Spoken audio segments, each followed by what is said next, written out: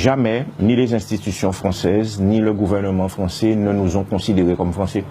Je prends quelques exemples tout simples.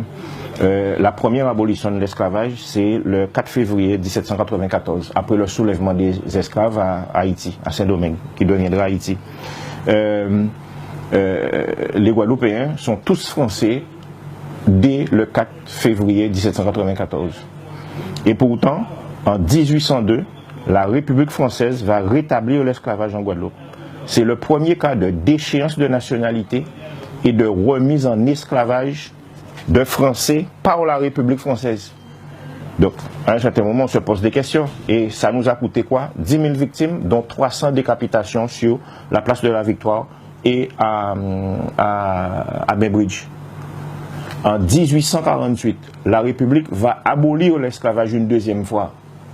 D'accord? Et que fait la République? Elle va indemniser les propriétaires d'esclaves. Et les esclaves vont se retrouver hommes libres, sans un sou, sans terre, sans logement, avec l'obligation d'aller travailler sur leur ancien maître. Donc en fin de compte, l'abolition de l'esclavage n'a été qu'un acte politique pour sauver les maîtres et maintenir la domination coloniale comme elle l'a été avant l'abolition de l'esclavage. Et on peut aller encore plus récemment. Aujourd'hui, c'est le 50e anniversaire des massacres de mai 67. La République a tué plus d'une centaine de personnes dans les rues de Pointe-à-Pitre. Qui a été emprisonné? Des Guadeloupéens. Qui a été décoré? Ceux qui ont tiré et le préfet qui a ordonné de tirer. Donc, en fin de compte, la question, c'est pas de savoir si nous nous sentons français, c'est de se demander, mais est-ce que réellement la République française nous a déjà vus comme français? Et là, ma réponse est catégorique.